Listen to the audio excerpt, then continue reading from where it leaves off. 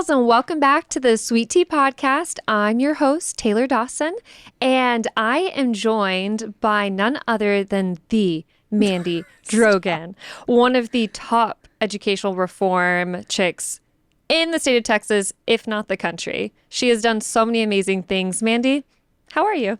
I'm wonderful. Thank you for having me here. Absolutely. We're so excited to have you on the podcast. Like, we've been dreaming about the day we get to pull you on, and today just feels like the day. And you wore pink. Yes. Is it always pink in here? Oh, we love our pink. Can I just move my office here, please? 100% yes. Okay. That way we can just pull you onto every episode. There It'd be you great. go. I Be would great. love it. So, what is it that you do here at the foundation? I guess I'm the resident mama bear. I I like think that. that would probably be the best way to describe me. I'm a mom of three. I have three kids, 6, 4, and 2. So my purpose in life is to advocate for my own children, but also for every child in Texas. And my title here is the campaign director of Next Generation Texas. So I just get to think about and strive for how we ensure that the next generation of Texas is prepared and educated to launch into the world and be happy and thriving and continue this American experiment, this Texas experiment, which is to ensure that we are happy and free and prosperous. That's my job. Wow. Cut. Podcast over. That was amazing. Sounds like a dream job. So how did you end up in the position you are now? Really, how did mom of 3 end up changing education across Texas? Well, this is I appreciate that. It's flattering, but I'm just a vessel. I'm a vessel that carries a message. The wishes and desires of parents from across Texas, oftentimes the tears that they shed with me, telling me why their child needs access to something better, something different, something innovative that they can't afford. That the system that has assigned them a school simply because they live on a street is not working. And it's okay to acknowledge that a one-size-fits-all system isn't for every child. A lot of people don't realize this. My child attends a public school. That's awesome. Yes, it's wonderful. So I constantly am talking to Texans about the fact that we can love and lift up our public schools and ensure particularly that our teachers are supported with what they need to educate our children, while also at the same time acknowledging that we have a very antiquated system. The idea that we assign and dictate to families that they must send their child to a specific school simply because they live on a certain street is just outdated, and it locks too many children, millions of children, out of the right educational environment for them.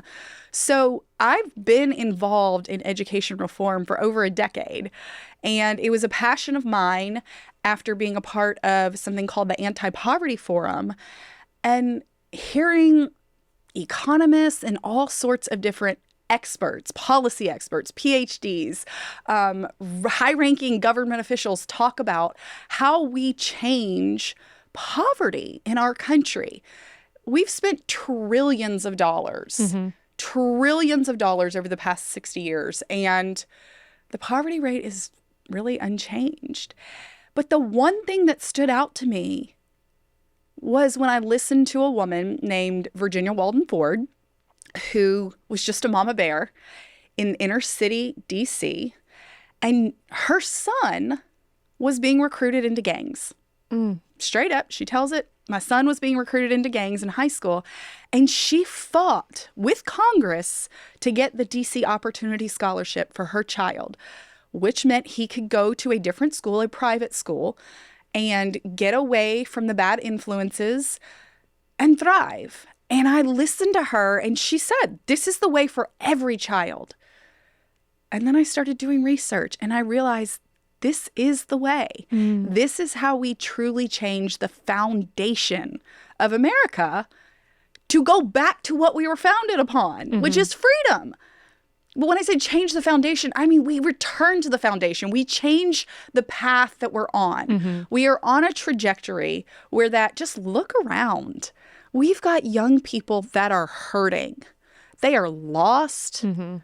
They have not been properly educated.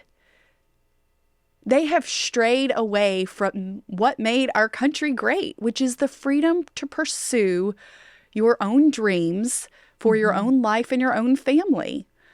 And that's what truly fulfills most people and brings us joy. And so education freedom for every child, regardless of their income, regardless of the street they reside on, that's what we fight for. And ever since I had my first child 6 years ago, I talk about it. Something happened. I had always fought for this, or I say always, for over a decade. But when I had my first child, I can vividly remember when she was placed on my chest, and it was like a lightning strike went through my body of love, of something that you can never imagine it till you hold your child for the first time. And I knew that my purpose in life was to fight for her. And now I have 2 other children, so to fight for them. And part of fighting for them is ensuring that their future is in a well-educated society. And when I look at what's going on in far too many parts of Texas and across the country, too many children do not have access to a high-quality education. Yeah, it's like they're suffering in the system. They're suffering in the system. They are passed through a system, and then they are thrown out into a world that they are woefully underprepared for. It is a culture shock. They cannot provide for themselves, much less families. And that's where we see a cycle of desperation. We see a cycle of failing to fulfill our potential, their potential, a cycle of crime, a cycle of government dependence, a cycle of misery. And the only way that we break that cycle is we ensure that every child has an excellent education. That's amazing. I actually really like how you compared like breaking the poverty or breaking the cycle of poverty to well-educated children and people, a society that's very well-educated. Because I came from like a lower income family, and I always looked, I was like, one day I'm going to make it to college and I'm going to like set a new trajectory for my life. And I always like looked up to to education in general. I love school. I wasn't great at it. Oftentimes, and I wasn't either. I was a special education student, actually, so I wasn't either. Never would have believed that ever. I felt like I struggled a lot, and just like certain classes, and I saw that it really depended on the teacher for me a lot of times, and even the way that I learned. But the most surprising thing for me is that when I finally did get to college, because I'm the first one in my family to go to college, in my immediate family, I got a 4.0. Because I took a comms class and she told me directly, like, this is how you get an A. If you do these things, if you study in this way, you will pass this class. That's good. And then I applied that to all my other classes, and I was thriving, and I was so like happy, but also so upset that I'm like, man, if I applied this back in like high school and junior high, I would have had like I would be somewhere totally different right now. It was so frustrating. So I definitely identify with the fight that you're on. And so it sounds like not just motherhood inspired you, but like that this has just always been in you. So did it start with poverty then? Like was there like a seminal moment where you were just like, I want to get involved in policy, or I want to change the world that I see? Like, was there a moment? Well, so sure, but we would go back to my childhood, this is a crazy story. My brother was an exceptional basketball player, and I grew up middle class in a predominantly white area, and he was an exceptional athlete. And my father worked downtown, and his assistant, she worked for the Boys and Girls Club. Oh yeah. So that specialized, and I guess I'm telling the story from when I was a child, but she had a specific area of kids, and the majority of them apparently lived in a specific public housing unit. And she told my dad, just in conversation, whatever, that these kids, how they were trying to help them, and basketball and all these things. And she knew that my brother was a great basketball player. And she said, you should take your son to play basketball with him. This was in the projects. That's what it was. And my dad did. And he went and he met these kids. They were young, 8, 9, 10 years old at the time. And they actually, at that time, they welcomed my brother. And he definitely was not as good as them, but he could hold his own. And then my dad decided, these kids could really use actual competition, not just at their housing unit, but I could start an AAU basketball team, and he did. That's cool. And so he traveled with them. And for years, when it was AAU basketball season, my dad would handle everything for the majority of the kids, especially those whose families could not afford it. And I just remember him talking about giving back and making sure that, every child deserves an opportunity at life. So I saw that from a very young age, that my family wanted to give back to disadvantaged children. And that became a part of me and a desire. And then, like I said, just understanding and wanting to pursue a life that gave back to the community, watching Virginia Walden Ford at the Anti-Poverty Forum, it all just it just clicked for me. And then there was a series of things that happened very randomly. So my husband was Ted Cruz's first campaign manager. We did not know each other at that time. And then traveled with him across the country after he was elected senator. And so I had a chance meeting with him, and Senator Cruz, as a lot of people know, he says that this is the issue that is most important to him. So there's a lot of provincial things that occurred where that I was just put on a path. And every time that an opportunity arose, an opportunity to fight for someone, I took it. And so somehow I have ended up in this position of being a vessel to fight for the moms and dads of Texas. That's incredible. I love that you dove into your past and showed that, if you just answer the call and pursue, That's right. It's not like you have to have okay, I'm here and then I need to get to here. It's just, you just follow. That's it. Yeah. My background is not anything that would have led me down this path. But yes, every time a door opened or there was a calling, I just try and heed that call. And that's what I feel like right now. That's what I'm doing. I just have the opportunity to hear from the parents of Texas and lock arms with them and use my voice and platform that I've been given to share their voices. Yeah. Well, you're just so passionate. I love it. And it's paid off. You are helping bring so much change and innovation, hopefully. Now, school choice is something that, I think it's a buzzword a lot of us hear, but this is a perfect segue into our policy pulse section. So I know it's a very complex subject, but could you just give a general overview? What is school choice for someone who's hey, I've heard that word. Obviously, I know that some people hate it, some people love it. What is it? It's the right for every single parent to select the best learning environment for each of their children. Full stop. That was great. That's school choice. It's not complicated.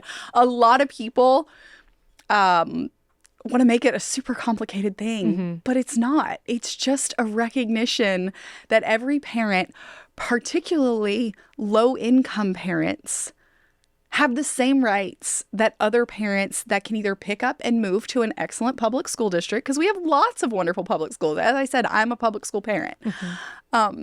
Or strike a check for a private school or anything like that. If you don't have that ability, you still have the right. You should have the dignity of selecting the best education for your child. It should not be dictated by the government. So how does the system work currently? So every child in Texas that is attending a public school, they get what's called a basic allotment. And the best way that I can describe the basic allotment, I'm a visual learner. So the best way that I describe it is it would be like walking into a restaurant and ordering the hamburger meal. Okay, that's the education. And education would be the hamburger meal. It's all the things. It's your hamburger and your French fries and the ketchup, and it's all everything. So that is what an education is. in this analogy. But it starts with the basic allotment, which is the frozen hamburger patty. So every child gets the basic allotment, period, full stop. A hamburger patty is the basic component to a hamburger meal. Then we add in our education system what's called weights. On our hamburger, it's things like, first we add heat, right? We add heat to the burger. Then we add lettuce. Then we add ketchup. Then we add whatever you want. Cheese, pickles, tomatoes if you want, whatever. Then you add the bread. Then you add all these things. So if someone just tossed out a frozen hamburger after you ordered a hamburger meal, you'd say, what is that? Okay, so the basic allotment is the same thing. There's a dollar amount. It's a little bit over $6,000 that every child gets. And then there's all these toppings that we throw onto it. You have the rural topping or weight. You have the mid-size topping or weight. You have the urban. You have the poverty. You have the special needs. You have a ton of different toppings or weights. And that's how you get the education funding system. So in Texas, the statewide average for last year was $15,780 per student, according to the Texas Education Agency. That's how much more money is added into our children. Okay, so then what happens? So as a public school parent, any public school parent, the assumption would be, oh, my child takes that money with them to whatever school they go to. Nay, that's not how this works. What happens is after they get the totality of kids, the state will send a block of money based on everything that's gone into it, all the total calculations, for the superintendent and school board to determine how to spend it. And that's the problem here, is people don't realize this. Just because a dollar amount is allocated to each child, that money does not have to follow them to their school or their classroom. And that's why you get people going, taxpayers like, oh, we're spending all this money on property taxes and education funding and da-da-da-da. And then you've got everybody going, but we're underfunded. And there is a disconnect that I would argue is intentional. Ooh. I would say it is very intentional, because here's the thing about education funding, specifically here in Texas. We can look back in history. I'm going to go back to 1970. And when adjusted for inflation, let me say, according to the National Center of Education Statistics, which is by the Department of Education, who tracks this across the entire country, we can go back at data and see that since 1970, when adjusted for inflation, spending on every single student, every student in Texas has increased by 166%. Whoa. That's when adjusted for inflation. Now I'm going to tell you a secret. Ooh, spill the tea. Right? We can look at education spending during that same time period, when adjusted for inflation, for teacher pay. And we can see that while per pupil spending has increased in Texas by 166%, we've only increased teacher pay by 16%. Whoa. And here's why I say this is all intentional. There has been a permanent hierarchy that I have kind of now just dubbed the education profiteers. I don't know any better way to say it. There is a significant amount of money, billions. Let's be clear how much we're spending in Texas. $85 billion last year on every single child in Texas. Whoa, that is so much money. It's a lot of money. And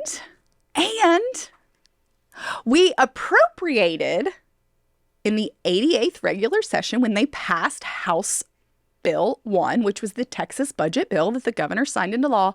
We passed the largest public education funding increase in Texas history. Yay! Wait a second. Where is all this money going? Tell me. I want to know. Well, I can tell you it's going to a lot of curriculum. It's going to school safety. It's going to a little bit of teacher pay raises and some other things. But my point is here, of course, we need to fully fund public education, and we keep putting more and more money into public education. But the facts show us, and quite frankly, common sense shows us, that the more money that goes into a classroom, the better off students do. The two most important indicators in a child's success in their education is their parents' involvement and the teacher in their classroom. Oh, that kind of validates what I said earlier when I was like, it really depends on the teacher It and does. whether they thrived or not. The profiteers have intentionally kept, this is going to get a little crazy here, but listen, hear me out. They have intentionally kept teacher wages low to keep them perpetually angry. Let me offer a little more proof. Just last Friday, I sat in a 12-hour-long committee hearing That sounds fun. for House Bill 1. It is an excellent bill. It has empowering parents with education savings accounts.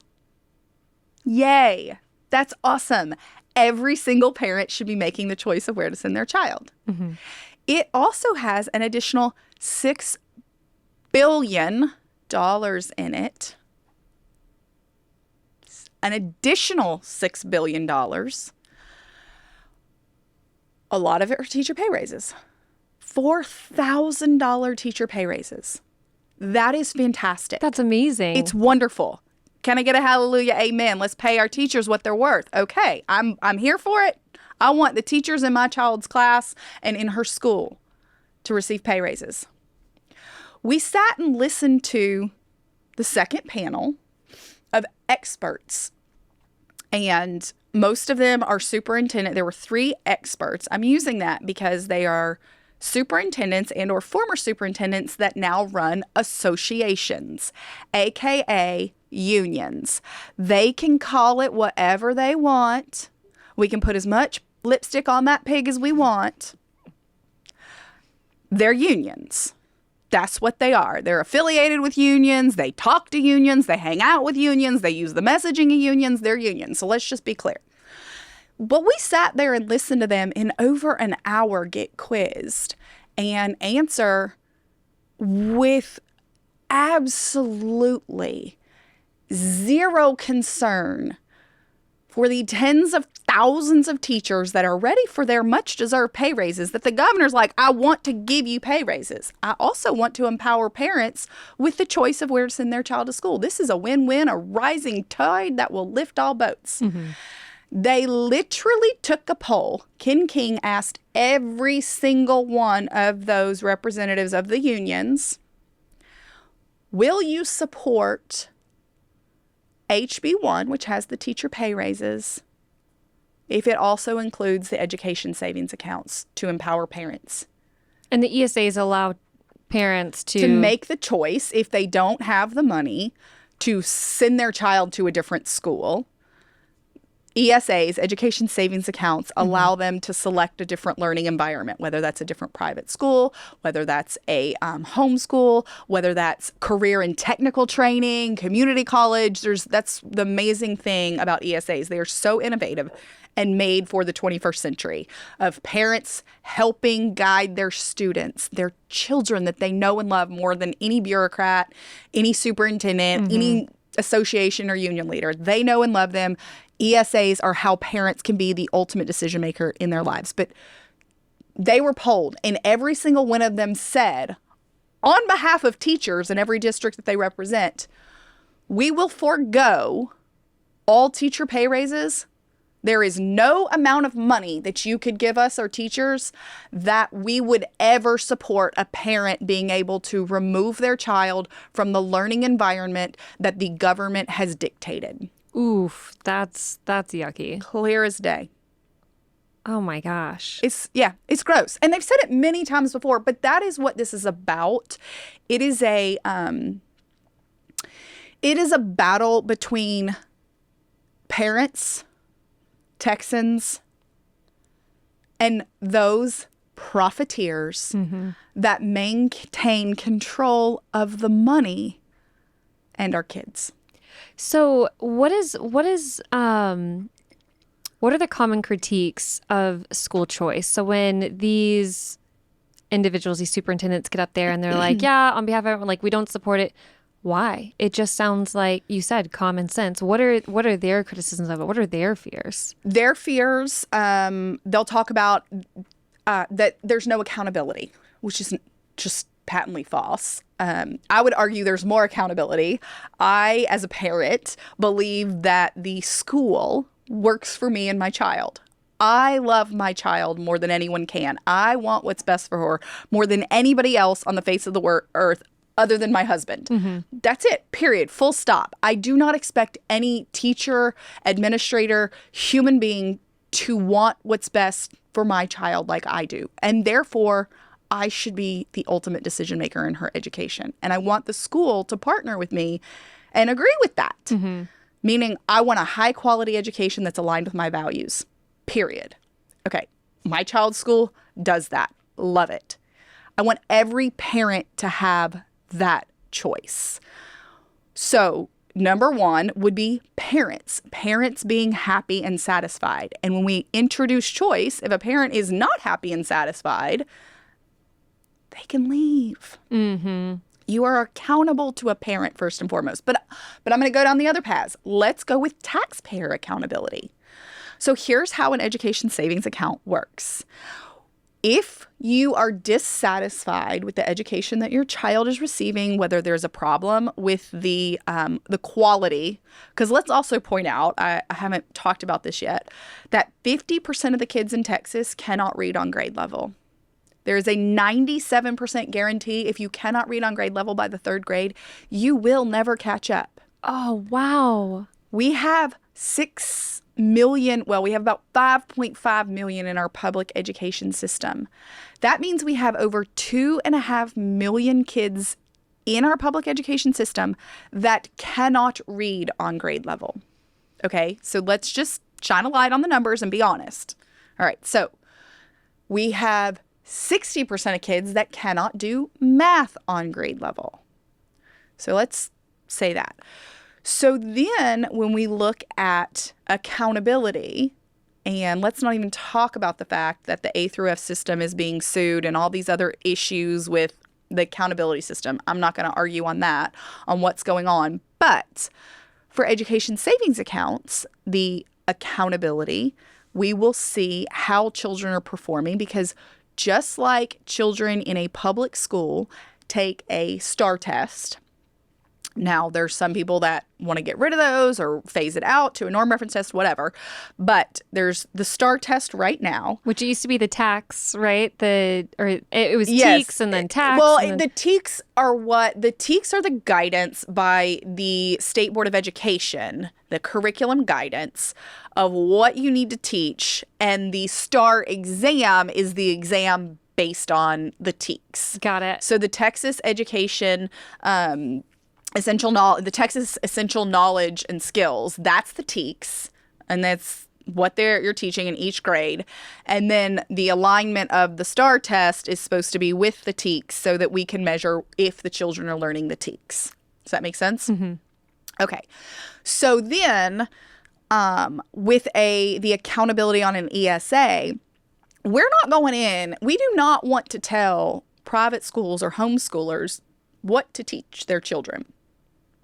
We do want to ensure that children are being taught that if you are using taxpayer funds to educate a child, it must be at an accredited private school. If you're doing private school or workforce development or things like that, it must be accredited. There are 19 accrediting bodies within TEPSAC. That's who accredits private schools, which is similar to how colleges and higher ed is accredited. So there's boards and they go through all sorts of financial and educational audits and all of that. So You have to be an accredited private school, and accredited private schools in Texas already do this, but it is written into the bill. You must take a norm reference test or the state test. So you can think of the MAP test as an example. That's one that's used by a lot of private schools across the country. In the high school years, the SAT test is another example. Got it. Things like that, where you can get a measurement on how students are doing. Are they truly getting educated? Again, private schools already do this, so it is not anything that is a burden onto them. They're already doing it, but we are saying you must do it, and a third-party entity must ensure and see how are these kids doing? How are they performing? Are they doing well? Are they catching up? Is this program working? Right? So that is the academic accountability. And then you also have the taxpayer accountability. So the way an ESA works is similar in operation to a health savings account, where that the money doesn't ever go into a private bank account. An education savings account, the money is held in a separate account, which is held by and or controlled by the comptroller's office. So they hold the account if you apply for it, and the money is there. And then a education administration organization, they ensure that that it is directed to approved goods and services. So what could that be? Well, an accredited private school, but it can also be used, again, for workforce development and training. We've got a massive workforce gap right now. We are going to be short 6,000 plumbers, 4,500 HVAC workers, 4,000 welders. We're short 2,000 oil and gas workers a day right now. Which is crazy because all of those industries you can make a lot of money lot in. Lot of money, which is a whole different rabbit hole I can go into, and why we have cut our CTE program availability while also increasing our spending. But my point is that we are ensuring that the money is held by an entity that ensures that it is being directed by the parents, so it's never deposited into their account. You're not going to open the door for waste, fraud, or abuse.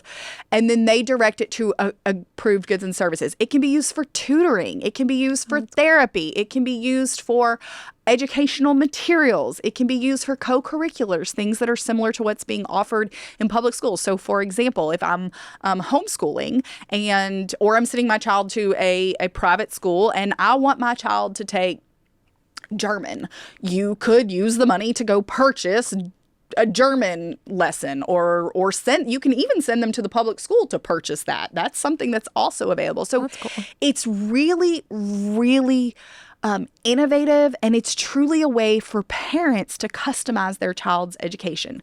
So there's parental accountability, there is academic accountability, and there is taxpayer financial accountability. Yeah. And so with all of that accountability, it begs the question, what is their problem? And the way I was seeing it, and tell me if this is right or wrong, but if the money can move around now and it follows the student, that means it could leave the school. So are they scared that they're just going to lose all this money? And then will the public school start to fail if most people start leaving it? It's a great question. So there's two, they kind of talk out of two sides of their mouth, but yes to both of those. So one concern is that you'll hear is, well, there is no private schools in my area. That's a lot of the rule, what they'll say. Or none of the private schools want to accept this. There's nowhere for them to go. Okay. What are you afraid of then? So that's one argument. So then we'll go to the other argument. Well, if you do this, everybody will leave public schools and then public schools will fail. Well, there's two ways to go down that path. Number one, why would they leave? Why? Why would they leave? If you're providing a high quality education that parents want, why would they leave? But let's go with the doomsday scenario. Yeah. The school's not teaching my kid what they need And to everybody learn. leaves. Oh my She's gosh, not, what do we do? Okay. So this is the really great news about education freedom and school choice. And as a lover of free markets and recognizing that our system that incentivizes innovation and individuals to make great choices and businesses to make great choices, when you provide a market, when you give individuals options, everybody gets better. Mm-hmm. And the great news is 31 other states, plus the District of Columbia, I talked about Virginia, Walden, Ford earlier, so 31 other states plus D.C. offer some form of private school choice. Where are they ranked? Nearly way above Texas. Oh. Nearly a dozen have passed what we call universal school choice. That is just the acceptance that every single parent should be selecting the school that best serves their child. And when you do that, there is no mass exodus. The highest take-up rate is the percentage of families that utilize their choice and select a different school. Mm-hmm. The highest take-up rate in the country is from New Hampshire, and it's 5.5%. Oh is right. There is no mass exodus from our public school system. None. There is no mass exodus. It has never happened. The doomsday henny penny, the sky is falling. It's just not real. The majority of parents want to select the school that's down the street. Mm-hmm. But that makes sense. Yeah, they do. I wish that I could select the school down the street. I live in Austin. Y'all, I cannot do it. I can't. We have to drive into an entirely different county, into an entirely different city to send my child to the school I want to send her to. Which is still a public school at the end of the day. It is. It's a public charter school. I love it. It's got wait lists of thousands. People love it. It's amazing. Yeah. And it's because there's a value alignment. Mm-hmm. And it's because it's a high quality education. My first grader is like, she's reading at a third grade level right now. Amazing. As are the kids in her classroom that are public school students across every, again, racial background, income background, all of it. Kids can learn, period, when you teach them and focus on what they need to learn. And that's what I love about the school that we selected. But my point is that what it does when you introduce the opportunity for a parent to truly be the decision maker, it incentivizes the public school to get better. That's what I was going to ask. Is like, if there's if there's no mass exodus and the kids are staying there, does the quality of education get better? It does. And so one state that I love to point to because they did it very well.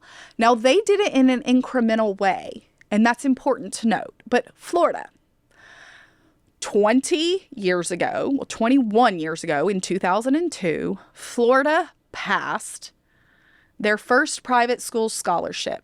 And it was specifically for their low-income demographic because Florida's low-income kids were not doing well at all. Okay. So it passed by some bold legislators, even one African-American who broke with his party's platform. That's the Democrats that historically oppose anything that would take away union control. Because he knew it was right for the kids in his community. And they passed it in 2002. It was implemented in 2003. And at that time period, Florida's low-income demographic, specifically the low-income demographic, ranked number 33 in the nation on the nation's on the NAEP scores. That's considered the nation's report card. That's how we compare scores from across the country. And Florida's low-income demographic ranked number 33. Within 16 years of introducing private school choice, there was no mass exodus from the public school system. There were kids that utilized it, and it made the entire system better. By 2019, Florida's low-income demographic ranked number 1 on the NAEP scores. That's amazing. To this day, Florida's low-income demographic, when you adjust for demographics, ranked number 1. I'm talking they beat Massachusetts, Vermont, any of these states that want to act like that they are better because they are homogenous and small. Florida outranks them, their low-income demographic. But, that could be a one-off. Let's go look at Indiana. In the same time period, Indiana passed private school choice. Indiana's low-income demographic ranked number 22 in the nation at that point. Within 16 years, they jumped to number 3. So that's on the NAEP scores. Let's look at other rankings. How about high school rankings? We can look at Arizona, that has multiple of the top 10 public high schools in the country. Florida does too. We can look across the board at other metrics. Let's not just talk about test scores, because let's be real. Look, you and I said it at the beginning of the show. I was not particularly good at school. I had a learning disability, and so it's not something that came easy to me at all. We know that test scores is not the only thing that's important. It's incredibly important, but it's not the only thing that's important. Let's look at outcomes of kids, of life outcomes. We know that kids who participate in private or charter schools have better life outcomes. I'm talking less likely to end up in jail, more likely to get a post-secondary degree or certification, more likely to go on and be gainfully employed. All of these metrics that we look at to help us see, was the education successful outside of just test scores? And the answer is yes. That is just so inspiring. It's like, not only does it impact the child and the family and the school district, but like our society at large, which, to tie this all back to what you said at the beginning, the problem of poverty, it sounds like educate, like across the board, can lift people out of that cycle when done and applied correctly. That's right. And, we can look at a lot of different studies. Some people will point out partisan things, and TPPF, we're a conservative think tank. And I like to sometimes look over at the Brookings Institute, which is more seen as a left-leaning think tank. And they find the same things. When you implement private school choice, these kids do better. But they also came out with a study that is widely quoted all the time, over a decade ago, that said it just takes 3 things to keep you out of poverty. You have a 90% chance of never being in poverty if you do these 3 things. The first one was graduate high school. The second one is get a job.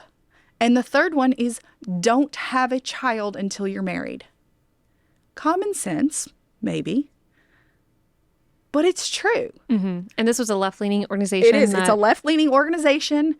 And I look at that, and you combine that with giving opportunity to kids, our most disadvantaged kids. I believe that every parent should be in control, but we have a massive crisis with our low-income families. We have a massive crisis within our minority communities. In what way? In that we're not educating their children. Yeah. We're not. We're not educating them. And we continue to tell them as a system, just give us time to fix it. If there's just more money, we'll fix it. I told you earlier, we keep increasing the funding.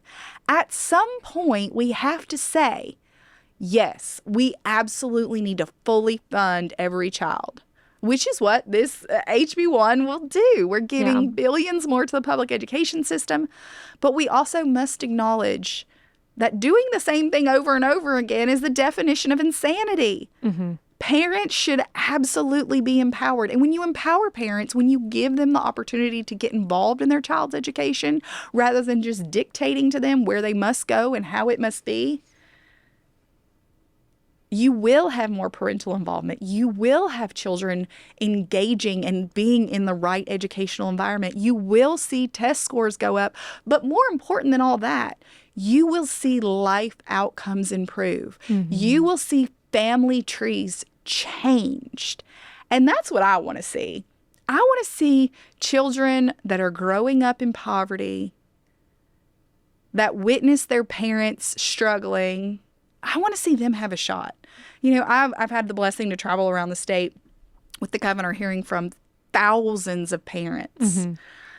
I've had parents, I walk away almost every night with tears on my shoulders with stories, whether it's the mom who told me that her son with Asperger's in high school tried to hang himself. Thank God her husband found him before he was successful, but it was the bullying.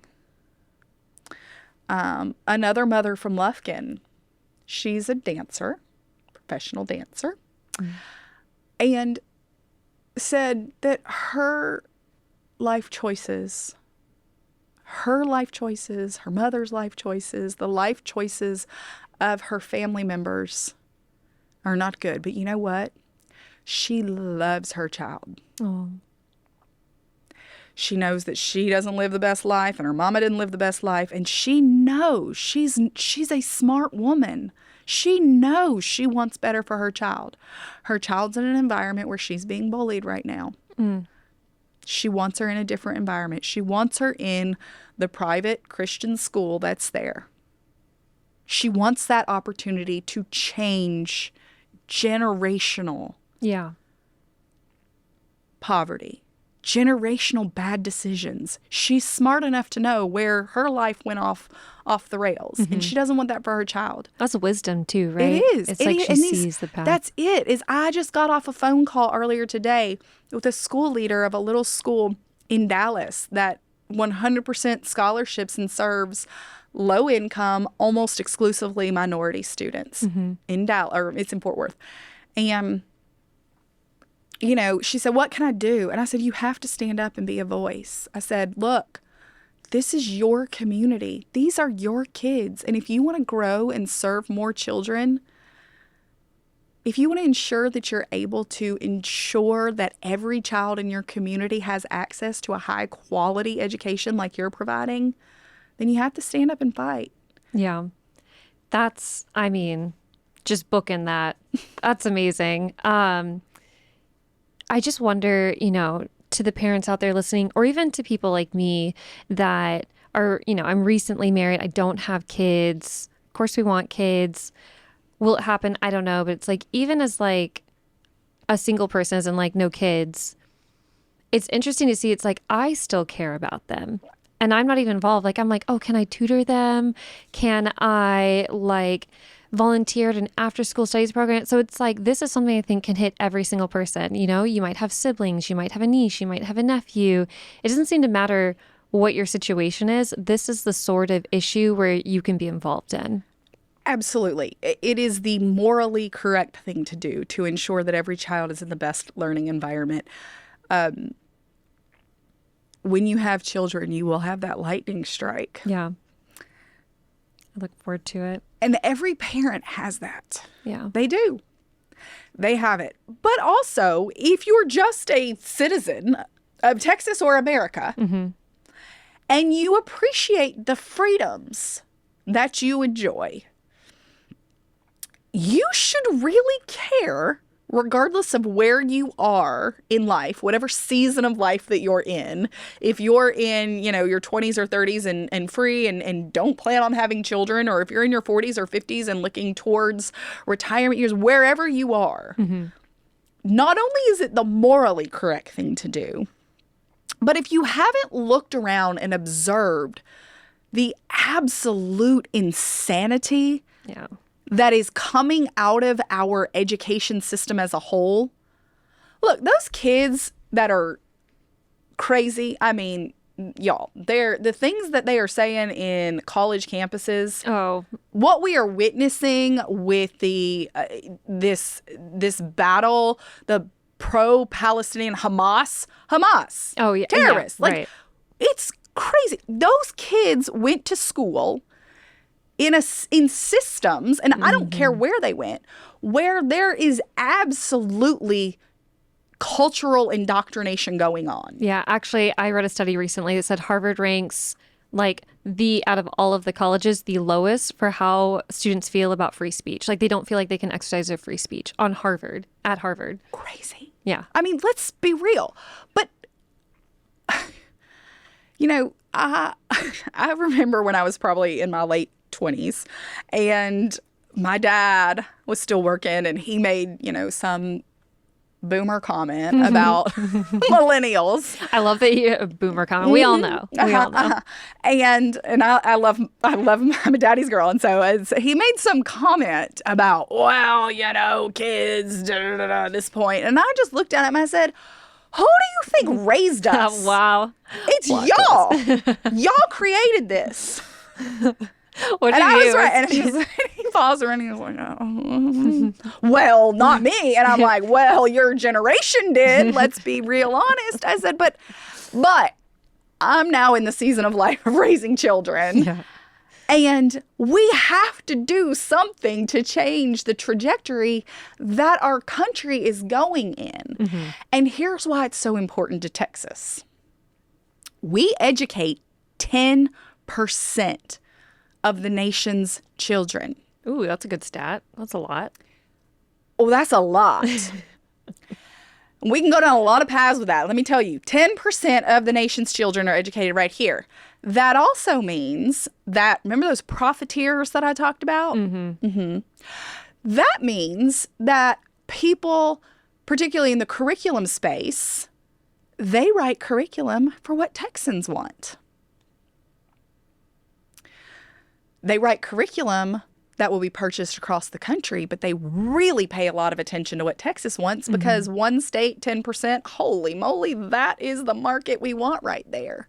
Interesting. So if you want to not only save and change the trajectory of Texas and lives of Texans, but you also see what's going on around this great country of ours and think, whoa, we need to course correct a bit here. Yeah. We need to fix the entire system. This matters here. It matters because so much of what goes on in our public schools will go on around the country if we allow parents to be the ultimate decision makers. And parents, I don't care what race you are, where you're urban, suburban, rural. I do not care how much money you have in your bank account. You want your children to be raised with a great education and strong values. Yeah. And like speaking of like the cultural side of things, that kind of like slips us into like our pop culture with principles. And you just see, Disney comes out with all this craziness, like all these propaganda machines. It's not just the educational realm, but like it sounds like that is like the nucleus, right? Like that can impact so many other spheres of life. I don't know about you, but I get very sucked into like political dramas, like the TV shows that I watch, like Madam Secretary. The Diplomat. I started watching that. I mean, like, if there's a political drama, I've probably watched it like multiple times. Mm-hmm. Do you ever find yourself intrigued in that since you work in policy, or you're like, no, I can't watch it because I work it all day long? Sure. So I do, and love lots of the dramas and things like that. Right now, I'm actually watching at night after I get all my kids to bed. My mental break is to watch The Designated Survivor. Ooh, that's a good one. And it's funny because I can remember when I first started watching it, and you asked me about my path to somehow be here. And I kind of feel like Kiefer Sutherland when he was thrown into the White House. Like, on the periphery, like he was, in the cabinet, he was in the rooms. Yeah. I've been in the room for a long time. But then you kind of get in this role and you're like, I do not know how I ended up here, but I'm here. And by golly, I'm going to do my very best to speak for the people. Yeah. So I can't say that I agree with the character on everything. Right. But I can say that this desire to advocate for those voices, specifically parents and their children, is something that I am incredibly passionate about. Yeah. And I do, when I watch that and kind of the political drama and the dynamics going on with someone that, never had to run for office and never had to claw their way to the top of that greasy totem pole to be president. I just am like, oh man, that, A little bit more. Yeah, I see it and I'm like, just see how you can look around because right now being in the thick of the battle for education savings accounts and just wanting to do the right thing for families. The common sense thing, the thing that you think everyone should be on board with this. Right, but trying to battle the political entities, because that's what this is. And I say this all the time publicly. We're not having a philosophical argument. Period. I do not know. Other than, again, those people that sat up that have been brainwashed, in my opinion, from, the associations or unions. I don't know a normal, rational person, certainly not a parent, that would ever argue that every parent knows and loves their child the most and should be the ultimate decision maker in their education. Not one person. Yeah. We're in a political battle. It is a political battle of wills. Who has the most power? Who's going to spend the most money in the political cycle? Who did what to who 15 years ago that they're still holding a grudge about? So you're basically living your own political drama. Pretty much. Yes. And that's what I'm saying. So when I watch it at night, sometimes I'm like, oh my gosh. So we have a little question segment, and we can go through these like quicker. You don't need to go super in depth, but one of the questions we had from our audience is, what should I look for when choosing a school for my child?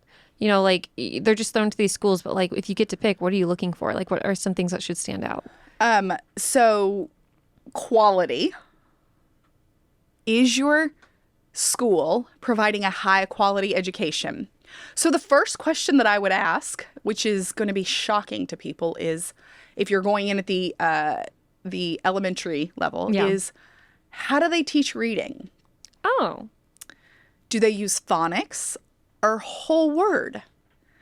Because we have 50 years worth of data that proves that phonics is the far superior method of teaching reading. It's funny you say phonics because I remember as a kid, my dad got me that box, Hooked on Phonics. Yes. And I had to go through it. Whoa, that was like a 90s baby memory. That is the superior way to teach children to read. Interesting. Shockingly, with 50 plus years of data proving that, in 2019, we had to pass a law, HB 3, for people that are in the political realm, that mandated in the state of Texas the teaching of phonics for reading. It gets worse. So we had to pass a law to do that, but there was an audit done, and we found that approximately 40% of our our elementary educators still use the whole word method. Oh my gosh, it's crazy. So that would be, if I'm going in, I would say, how are we learning to read? That would be the first thing, so quality. And then the second most important thing is the transparency. I want to know what's being taught in my child's classroom and why it's being taught. And no, ma'am, or no, sir, you are not going to push your political beliefs into my child's brain. I don't care what's culturally popular. I don't care what people are screaming about. I don't care. And this is the other thing that some people might disagree with me on, but for my child, I don't want my elementary age student to be handed a device. Oh, like work on iPads and things like that. Yeah. Far too many of our elementary age children are handed an iPad in kindergarten. That's shocking. When I talked about those profiteers, you know who makes a pretty penny off every iPad being in every public school classroom for every child? I assume it's them. The profiteers. How do they make money off of it? They sell the public school system iPads. Oh my gosh. They are not donated for free. Oh my gosh. Or Teslas. We talk about that. We've got lots of school districts right down the street. Eaton's. They just bought a fleet of Teslas. For what? I don't know. Public school something. Like it's not like it's a bus where you can carry a bunch of people. No, because because lots of them get car stipends and cars and vehicles to use. Right. Oh. Right. La Jolla ISD has a water park. La Jolla has a water park? 80% of their kids can't read on grade level. Oh, But they have a $20 million water park, not a swimming pool, a water park. that is crazy. It is crazy. So, anyways, I want to know that my child is getting a high quality education, and I am not a fan of young brains staring at iPads a lot. I think that, there has been a lot of research done, but I don't want it. So for me, Yeah. I'm going to go, how do you teach them to read? Are you using devices to teach my child anything? No, thank you. And what is the culture in this school? Yeah. Those are three really amazing things. And I love how practical you made them because, I never would have thought like, oh, how are they teaching me to read? Like, I feel like a lot of us would just look at test scores and be like, well, none of the kids are testing well, so it's probably bad school. But then I like how you dug deeper and you're like, ooh, you're going to be a very educated parent asking educated questions. And then that's like a really good test for these these schools that you're choosing. Like, man, if they can answer that well, then it would be worth me sending my kid here. Absolutely. So thank you for those super practical tips. Thank you for joining us, Mandy, and hanging out. I hope and wish you all the luck on your school choice route. We'll probably invite you back for a little update, see what's going on. Fingers crossed. Yeah. So for people who want to follow your work or get to know you better or get involved in school choice, where can they go? Well, they can reach out via email. That's really the best way. I am not a social media person. It is not my jam, but email. People I think are surprised that I actually respond. We send out these massive emails to 170,000 people. I write them, by the way, with my Southern twang and sassiness. So sometimes I get, some love and sometimes I get some hate, but I respond to everybody. So people can reach out to me with my email, mdrogin@texaspolicy.com. I love to hear from parents. I love to hear your stories. I love to know how I can fight for you in whatever path. That's it. How do they sign up for the newsletter? Oh, you can go to txparentsmatter.com. And there you can sign up for our newsletter where that you can get on our big old mailing list. And like I said, last week I sent an email with the happy dance and I had some parents respond back that they were dancing in their kitchen. And that's what I was going for. So it's fun. That's really the best way to do it. And my phone number's on the website. Anybody can reach out and call me. I don't hide it. You brave yeah, soul. I know. Right. I know. Sometimes if you swear at me, I block you. But other than that, I love to hear stories, the good, the bad, and the ugly, because it empowers myself. It empowers the team. It empowers everyone that does have a platform to speak out for you. And I just want every parent in Texas to know that you are enough. We are fighting for you. And we promise to not stop until you have the best education for your children. Amazing. Wow. Period. Done. Just like, I think I'm going to start saying that now. I was like, yeah, period. Done. I like that you said that. Thank you so much for joining us. Yeah, everyone be sure to go and check out that website. Also tons of great resources on there as well. I'm just going to highlight that the design on the website is also, kind of cool. Not that I'm the one who did it. But we hope you guys have a great weekend. Happy Friday, and we'll see you next week.